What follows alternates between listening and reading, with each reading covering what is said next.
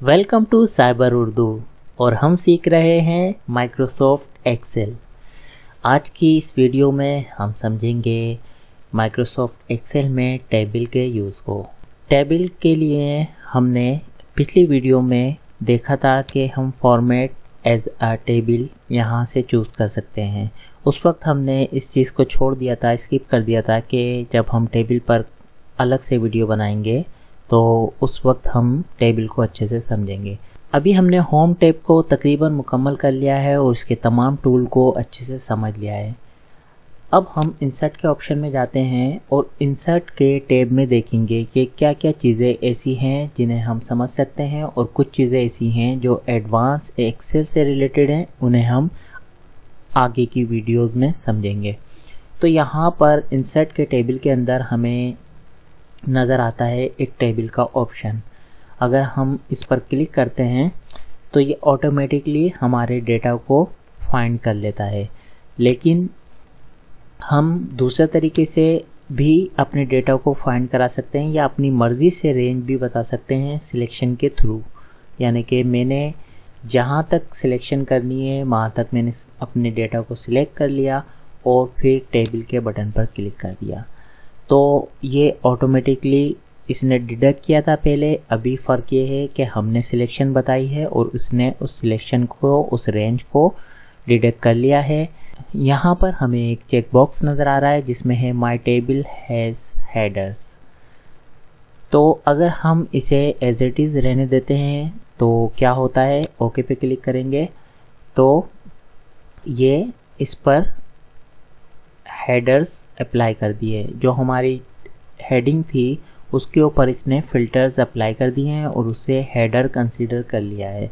अगर इसे मैं एक बार अंडू करता हूँ और दोबारा इंसर्ट पे जाता हूँ, टेबल पे क्लिक करता हूँ और इस बार इसको अनचेक कर देता हूँ और ओके कर देता हूँ, तो इसमें क्या फ़र्क आया? इसमें फ़र्क यह आया कि जो हमारी हेडिंग थी वो नीचे टेबल में एज ए डेटा शामिल कर ली है इसने और अपनी मर्ज़ी से ऊपर ऑटोमेटिकली हेडर्स दे दिए हैं, कॉलम 1, कॉलम 2, कॉलम 3 के नाम, जो कि हमें नहीं चाहिए थे। ये गलत है। हमने ऑलरेडी अपनी हेडिंग दे रखी थी। तो उस ऐसी सूरत में हमें क्या करना चाहिए था? हमें अपने चेक को लगा के रखना चाहिए था। तो इससे हमें ये फ़र्क समझ में आया कि हम ये चेक क्या काम करता है। तो हम इसे चेक रहने देंगे और ओके कर देंगे। तो अलग से हमें हेडर्स नहीं मिलेंगे और जो हमने हेडिंग दी हुई है वो ही टेबल उसे ही हेडर कंसीडर कर लेगी। अब ये टेबल इस तरीके से फॉर्मेट हो चुकी है। यहाँ पर हम टेबल के मुख्तलिफ डिज़ाइन चेंज कर सकते हैं। जो डिज़ाइन भी हमें पसंद आ रहा है हम वो डिज़ाइन ले सकते हैं, जिस तरह की टेबल हमें चाहिए। यहाँ पर बहुत सारी वैरायटी है और यहाँ पर हम अपना न्यू स्टाइल भी क्रिएट कर सकते हैं। तो हम इस वक्त तो फ़िलहाल कोई सा भी एक डिज़ाइन ले लेते हैं। ये तो डिज़ाइन से रिलेटेड था। फिर फ़िल्टर बटन पर अगर हम क्लिक करके देखते हैं तो क्या होता है कि जो ऑटोमेटिकली हमें फ़िल्टर्स मिले थे टेबल के अंदर, वो हम हाइड कर सकते हैं, हटा सकते हैं या फिर दोबारा लगा सकते हैं। हेडर रो पे चेक हटा के देखते हैं तो इससे हमारा जो हेडर था, जो हमारी हेडिंग थी, वो ख़त्म हो जाएगी। और बैंडेड रो क्या कर रही है कि ये अगर हम इसके डिज़ाइन में ये चीज़ चाह रहे हैं कि ये जो हमें पट्टियाँ सी शो हो रही हैं, जो बैंडेड रोज़ हैं, ये जो हर रो के बाद दूसरा कलर हमें शो हो रहा है, इसमें अगर हम चेंजेस करना चाहते हैं तो बैंडेड रो को हम अनहाइड कर देंगे तो ये सिंपल इस फॉर्म में हमारी टेबल आ जाएगी। मतलब हम अपनी टेबल को मुख्तलिफ तरीक़ों से मॉडिफाई कर सकते हैं, उसमें चेंजेस कर सकते हैं, उसके डिज़ाइन में तब्दील कर सकते हैं। यहाँ पर टेबल नेम आ रहा है तो हम अपनी टेबल को कोई भी नाम भी दे सकते हैं। जैसे मैं इसको दे देता हूँ STUDENT, स्टूडेंट टेबल। तो यहाँ पर मैंने अपनी टेबल को एक नाम दे दिया है, स्टूडेंट टेबल।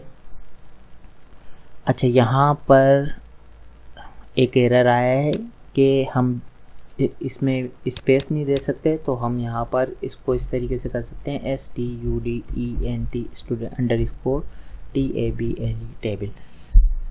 तो ये हमारी टेबल का नाम हो गया, स्टूडेंट टेबल। हम इसे रीसाइज यहाँ से भी कर सकते हैं, यानी कि इसकी रेंज बढ़ा सकते हैं।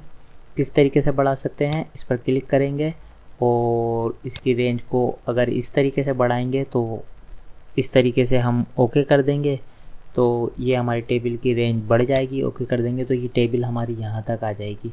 अगर मैं अंडू करता हूँ और इसको रिसाइज दूसरे तरीके से करता हूँ तो यहाँ पर आप नोटिस करें ये कॉर्नर पर हम टेबल की रेंज को इस तरीके से भी बढ़ा सकते हैं। ठीक है, इस तरीके से हम टेबल की रेंज को बढ़ा सकते हैं यहाँ से। और दूसरा तरीका जो हमने यहाँ देखा था कि हम टेबल में जाएंगे और यहाँ से भी इसको दोबारा से रेंज दे सकते हैं, जितनी बड़ी भी टेबल बनाना चाहें और इस पर ओके करेंगे तो ये रेंज इसकी बढ़ जाएगी। तो ये तो थे टेबल के, कंट्रोल Z कर देता हूँ मैं, इसकी रेंज हम इतनी ही रखेंगे। ये थे टेबल के मुख्तलिफ तरीके जिसकी मदद से हम माइक्रोसॉफ्ट एक्सेल में टेबल को डिज़ाइन कर सकते हैं, टेबल को मॉडिफाई कर सकते हैं और टेबल बना सकते हैं। आज के लिए इतना ही। उम्मीद है आपको टेबल के हवाले से माइक्रोसॉफ्ट एक्सेल में टेबल क्रिएट करना इजीली समझ में आया होगा। नेक्स्ट वीडियो में हम मज़ीद एक्सेल के बारे में जानते हैं।